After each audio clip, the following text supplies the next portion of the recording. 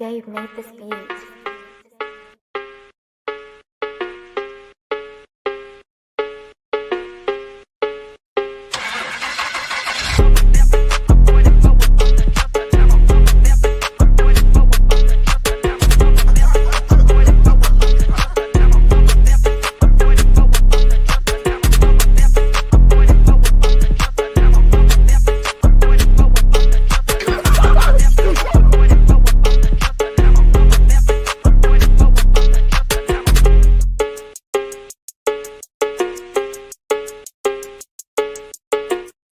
Welcome to Say Like a Champ, episode 331. It's your boy A-Dub.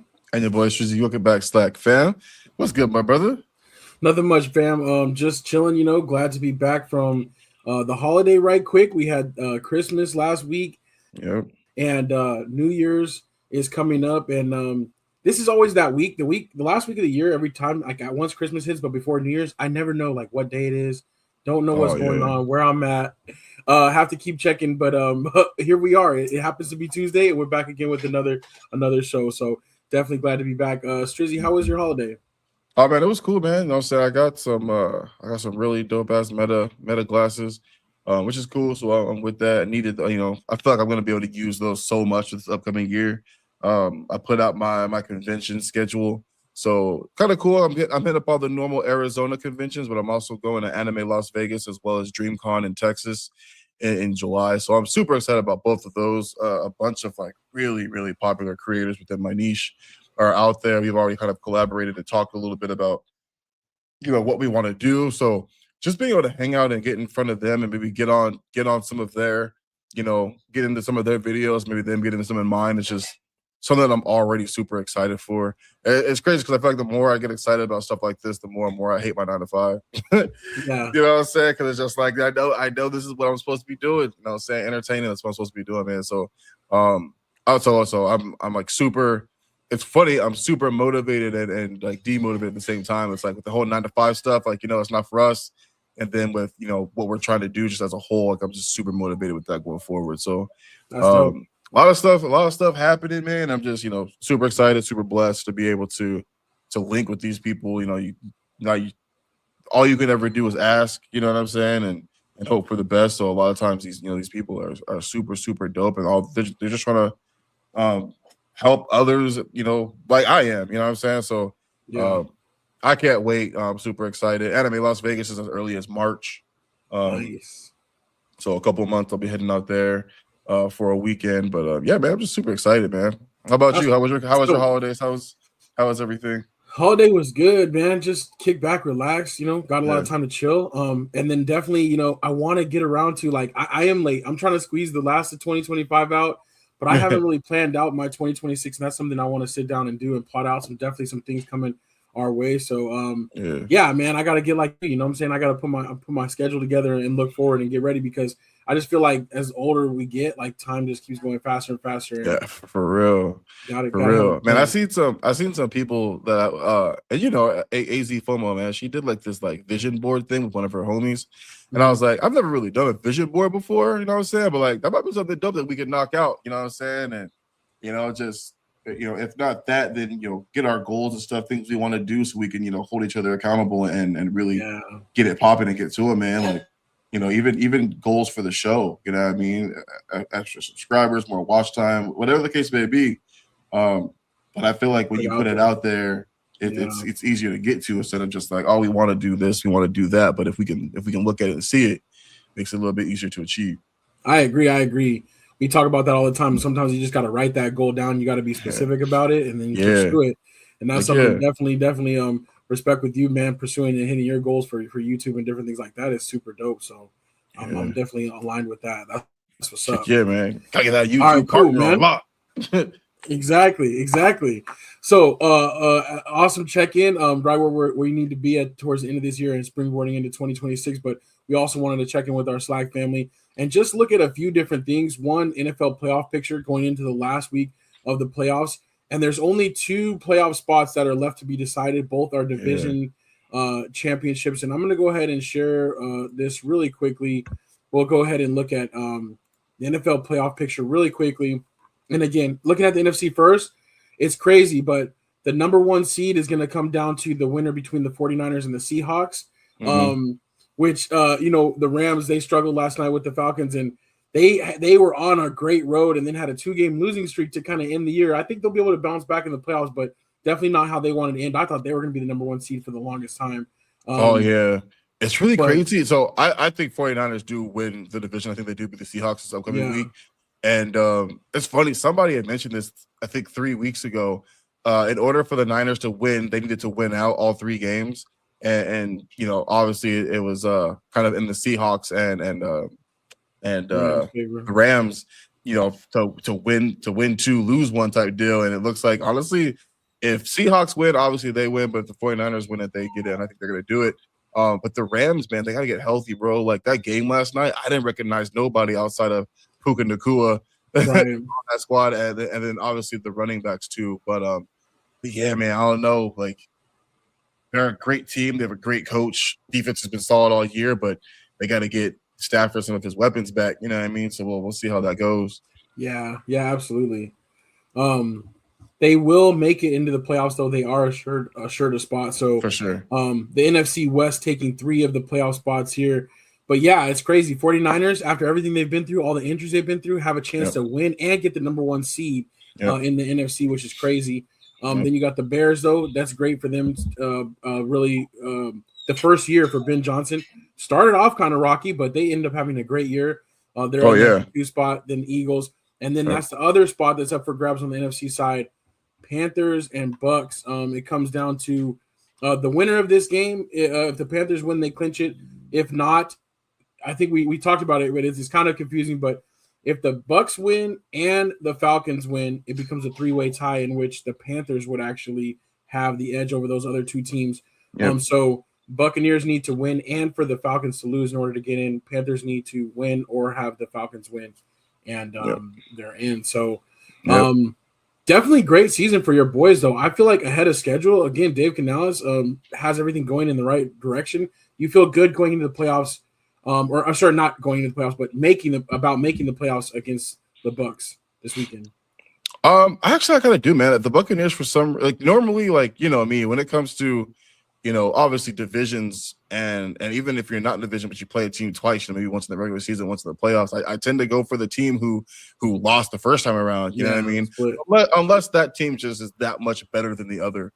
And this year, unfortunately, the Bucks just aren't that much better than the Panthers, if better at all. You know what I mean? It really does stink. I still think Bryce had that coming out game a few weeks, 3-4 weeks back. But it sucks to say, but he is still the weakness on this offense, man. Like, and it kind of showed last week when we played the Seahawks, and defense held up for so long. We were able to. And then second half, we had a fumble. They scored. Then he threw an interception. They scored again. That kind of got away from us. But I think defense held up, especially for our defense being middle of the pack. But it's like when they crowd the box and they take Rico Dowdle and Chuba Hubbard out the game, man. Like Bryce has to be able to do something. Like even if you move the chains to get field goals, like there were so many opportunities where our defense stopped them, and then their defense was able to stop us too. But it was really because I think Bryce had. I think for a while, I think he had like 7 completions for like 3 yards or something crazy. It was like, how is that even possible? You know what I'm saying? Like, so like you got to be able to move the ball. You got to be able to move the chains, at least put your team in a position for field goals. Because you get some of those field goals. We go into the game halftime 12-3. You know what I'm saying? And totally different. And the Seahawks secondary is atrocious. They don't have a good secondary. So all teams all year have basically been throwing the ball against their secondary, kind of killing them. And this game they look like a Pro Bowl secondary. So it was like we got to figure it out. It is looking like we are more than likely going to play them again in the first round. Because like I said, I really do think Niners win this game. But who knows? Maybe they come back and win it. But either way, like we're gonna play the Seahawks, or we're gonna play the Niners, and the Niners beat up rematches already. Yeah. So no matter what, we're replaying a team we already played earlier this season. So hopefully that gives Bryce a little bit of like, okay, I know what I messed up on last time. Maybe I can be better this time. But I've been praising Brock Purdy, man, pretty much his entire career since he's gotten the start. And I know a lot of people have him as like always a game manager, but he's been killing, bro. And their team is so depleted, and he's still putting up 250 to 300 yards a game, multiple touchdowns. A lot of it too, like Mac Jones had a great time. A lot of people were kind of thinking like, oh no, who, does Brock get his spot back? And Brock came back and didn't miss a beat. You know what I mean? So yeah, CMC, obviously my dog over there. I would love to see him get a championship, if not, for the Panthers being in the playoffs, hopefully. But I don't know, man. It's interesting. It's going to be a wild playoff. yeah, I agree because there's no clear-cut dominant team. Yeah. All these teams have shown weaknesses, and all these teams have played really well at different times. So yeah, I think it'll be good, but definitely, yeah, the winner of that Panthers-Bucks game, or to see who gets that final spot. But I agree. I do think it's going to be the Panthers as well. I think it's really cool. Yeah. All right. Looking now at the AFC playoff picture, and again, once we come back next week, we'll have the official brackets and we'll do our first round playoff type of thing. But the other side, the AFC, is crazy. Broncos and Patriots. There's still debate on there's still a chance for both those teams to get the number 1 seed. Broncos more likely, if they win this week, they'll get it. But again, the Broncos kind of righted their ship from last year. Really turned things around. Even though they did make the playoffs last year, and you could see it coming. They did really, really well this year with that defense, and then Bo Nix just like stepping up just that little bit more when they needed him to. Yeah, but especially same in the thing, fourth quarter. Yeah, especially in the fourth quarter. But the big thing for me here is like despite the Broncos story, which is a big story, is the Patriots. Mike Vrabel first year, Drake May coming his second year is like really standing out party too. I think both these teams are like showing how quickly you can turn things around with the right type of moves. And the Patriots an even bigger turnaround because I think they only won like 4 games last year. Something like that. They did have, I think, the easiest schedule this year, but you still have to win those games. Like I say it all the time, like easy schedule, doesn't matter who's that quarterback on the other team, like you still have to go out and win those games. So like you said, man, just the right coach can turn so many things around. He's still working without a clear number 1 receiver, in my opinion. Right. You know what I'm saying? And Diggs is in some legal trouble right now, so who knows what's going to happen with him. Allegedly, yeah. Yeah, for sure. Allegedly, obviously. Like, truth be told, I don't really think it happened. Obviously, someone trying to get some money out of him. But yeah, man, Patriots have looked so good all year. If the Rams didn't have one of the hardest schedules this year, I would say Drake May is my clear-cut favorite for MVP, and he still might win it. But I do think Matt Stafford has done some amazing things this year, and having a really, really, really tough schedule as well. So I mean, as you can see, I think three people from the NFC West are making the playoffs this year. So that just goes to show, just that 6 games are teams well above 500. So I don't know, man. But yeah, tricky too. Ravens got a tough one against the Steelers. Pretty much they're in the exact same boat really right now as the Panthers. They have to win this game, and then because of I think the Steelers didn't play so well in I don't know if it was a division or just the conference, but the Ravens just had a little bit better record, I think, within the division or conference, something like that. So they'll win if they get in, which is crazy with all the injuries too. Yeah, and this is one that is very interesting with the Steelers having to beat the Cleveland Browns last week in order to clinch it. They could have clinched the division. But falling to the Browns, just couldn't get anything going on offense. And the Steelers are right where they've kind of been, limping into the playoffs again. And we kind of talked about this, and you called it early on. You were like, yeah, as bad as the Ravens started, you were like, they'll run down the Steelers in that division like it's only a matter of time. And it's crazy to see where the Ravens started as to where their chance to actually win their division still. Which kind of shows you, too, how bad their division was. Usually it's a really strong one. This one's been mediocre, and with Joe Burrow being out, the Bengals were even worse. So pretty crazy there, though. But, yeah, we'll see the winner of the Ravens-Steelers, and how that plays out, who wins that division. Other ones, Texans, Bills, Chargers. Didn't expect to see the Bills as a wild card team. But really got to give a big shout-out to the Texans. They started, I think, 1-3 or something like that. Something like that, and they didn't look good either. Yeah, and then they just rattled off wins. That defense really just locked down. Like you said, they do have a championship-type defense. Stroud hit a couple big plays last week. Is this going to be the time for him to step up? Because if he steps up at the right time, we remember what they did to the Chargers last year in the first round of the playoffs. So they can put together that kind of a game plan and have the players to execute it. So they could make a run. They could be like those Jaguars teams of a few years back where they would all of a sudden like make it all the way to the championship, AFC championship or something like that. For sure, for sure. But I'm excited to watch them. They're kind of my dark horse. I'm kind of rooting for them in the AFC playoffs. Yeah, it's kind of tricky. Like, as much as I love the Ravens to like go far, I just don't see it this year. The defense is just really, really bad. And Lamar's been hurt all year. I mean, even the games he came back way too soon. And they were just kind of like struggle busting those wins. And then obviously last week he gets hurt again. So, Tyler Huntley starts this past weekend. And they get a dub that I didn't think they were going to get, you know what I'm saying, truth be told.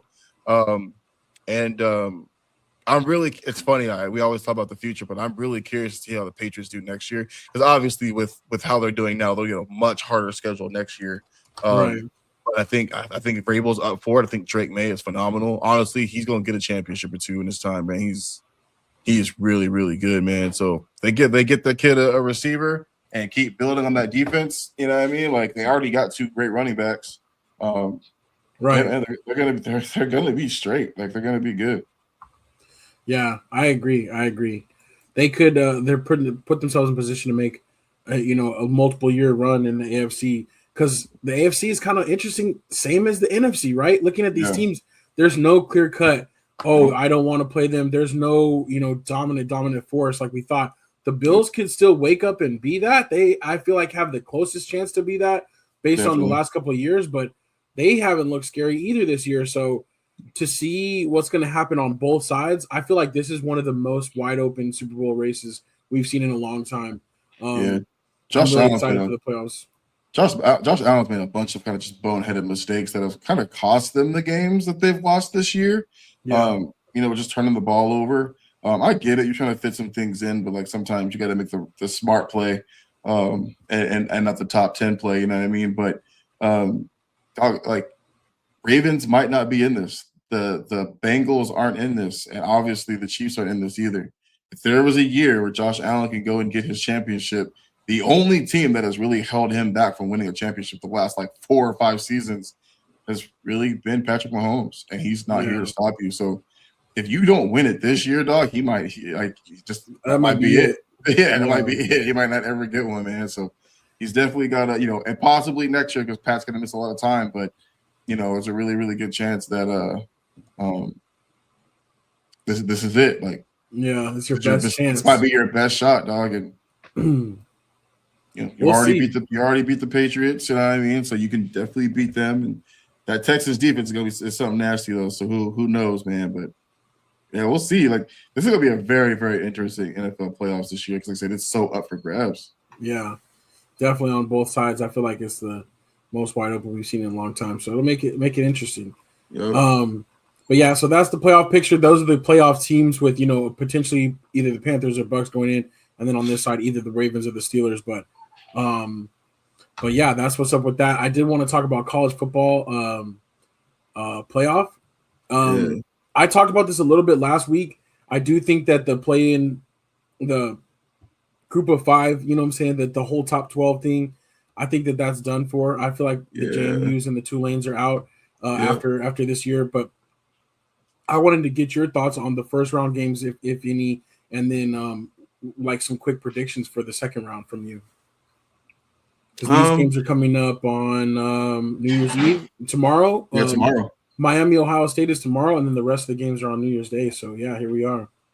Yeah, I really agree with you. The James Madisons and Tulanes, like those gotta be out. You know what I mean? Like, there's no point bringing them in. I get it. You try to give these teams a chance, but it also just kind of further proves the point as to like why y'all weren't, like, why they don't do that many teams in the first place, right? Yeah. Top 10 though, I think top 10 straight. You know what I mean? Like, you take out Tulane, take out JMU. I think a lot of those teams very much so deserve to be like in a college football playoff, right? That's where we talk about that. So it's like, okay, Notre Dame, be in there. It's like, exactly. Or Texas, like right, those teams, like, for sure. I would have much rather, you can say what you want, them being 3 losses or different things, or Notre Dame, the 2 bad losses early on. But it's like, I would much rather have seen both of those teams in there than these other teams. Oh, big facts, man. Big facts. And Oklahoma versus Alabama, man, we got off to a lead quick. and then the offense just got shut down. Like it's really weird, man. For an Oklahoma fan, we were so offensive for years after Bob Stoops, and our defense was just trash. And now we're the opposite. Where it's like we have the great defense, but our offense just has not been able to do much. These last couple of years since Lincoln Riley moved to USC. Yeah. So, like I said earlier about NFL, man, the team that wins the first time usually ends up losing the second time. So I was going for Oklahoma, but I knew Bama was going to win, and even in that game, I was like, this lead didn't feel good for me. You know what I'm saying? I was like, I just knew something was going to happen, and they just came back and damn near skunked us in the second half. So, yeah. I do think Bama's going to beat Indiana. I know they're for real. They're official this year. I think if they had to play Ohio State again, I think Ohio State wins, but I do think Bama's going to beat Indiana. I think Georgia's also going to move on from Ole Miss. Ohio State's going to beat Florida, but I think Florida's going to give them some trouble though.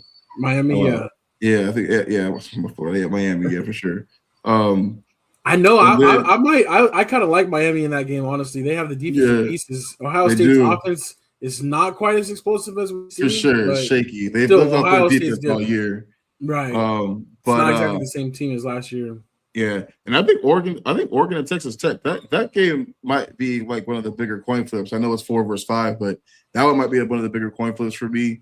Texas Tech kind of, missed on a couple of things for the end of the season, but obviously they, beat up James Madison, but yeah, I think all these games hopefully should be pretty darn good, honestly. Yeah. Because even Ohio State and Miami, 2 versus 10, Miami's a really good team. Like you said, defensively they're great. So that could be definitely a low scoring game. Yeah, that one New Year's Eve. So that's tomorrow night.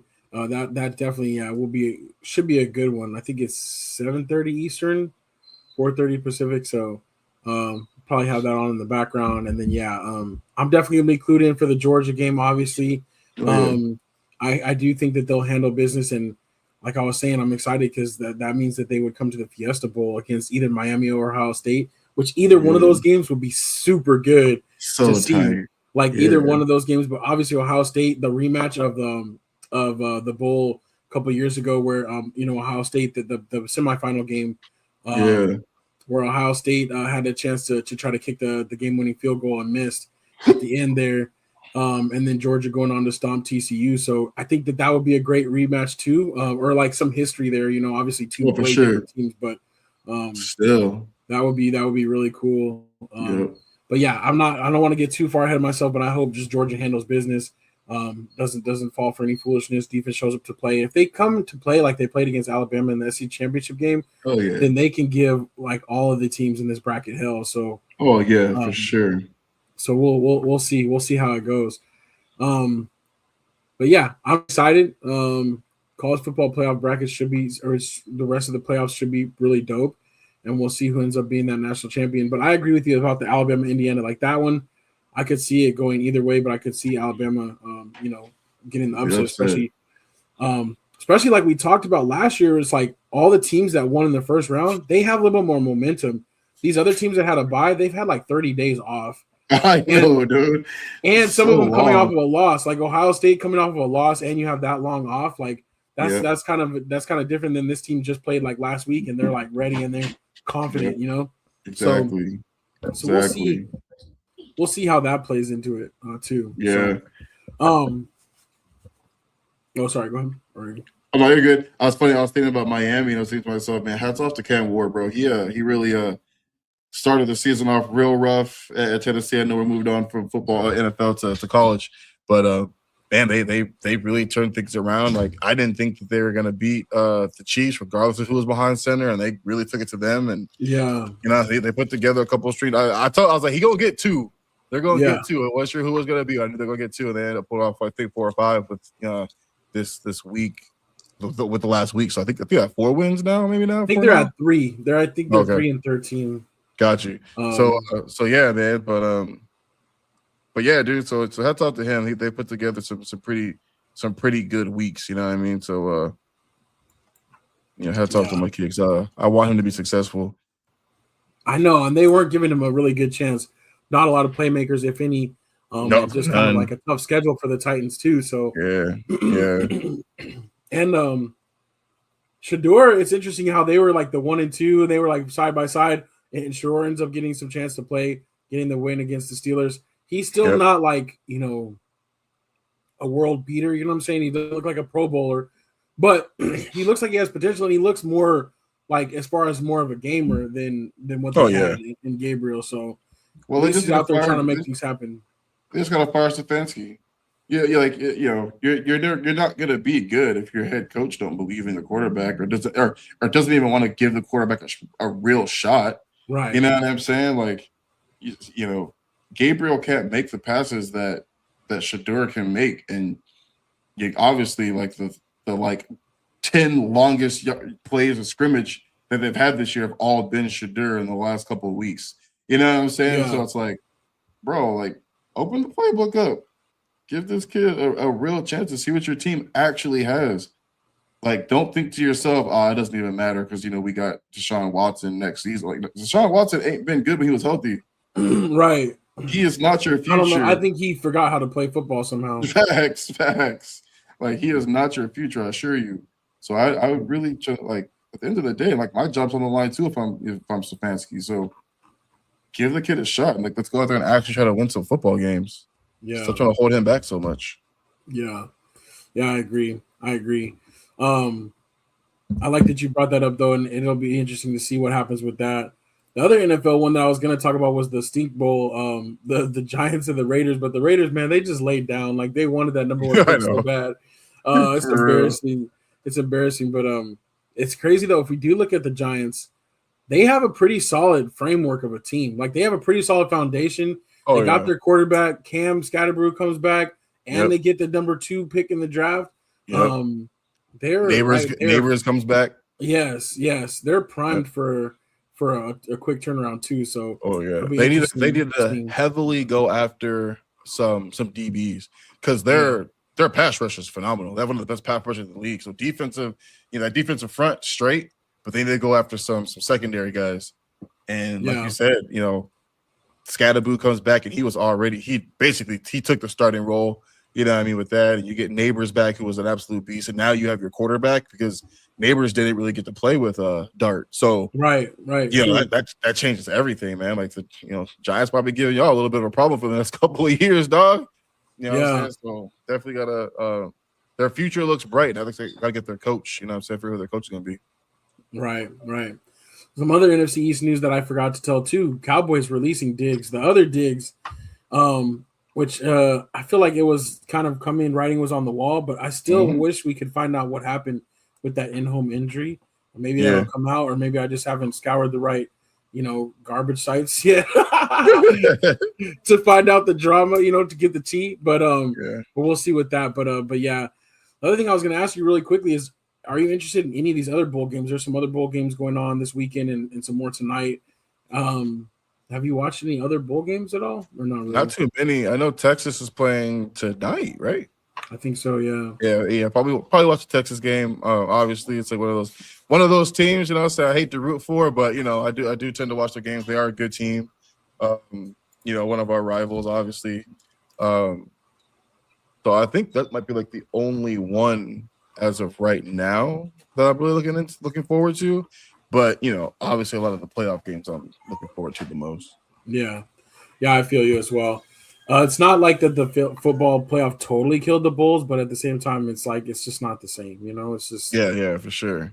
It kind of does diminish those other ones a little bit, but yeah, still a few to check out. So we'll see. But again, I think we'll leave it right there. We'll be back next Tuesday for the big show again, breaking down all you need to know in the world of sports, and that'll be our first show of 2026. So just wanted to sign off here with the wish for everybody to have a happy and safe New Year. Take care, and we'll see y'all on the other side. It's crazy that we're already wrapping this year. It's gone by in a blur, but here we are. Can't be more thankful to do it with my boy, obviously you, Strizzy, and then of course our brother Mad Marcus and all the SLAC family as well supporting us. So we appreciate y'all, and happy New Year. Facts. You said it all. There we go. Okay, so signing off, it's your boy A-Dub. And your boy Shred. Peace. And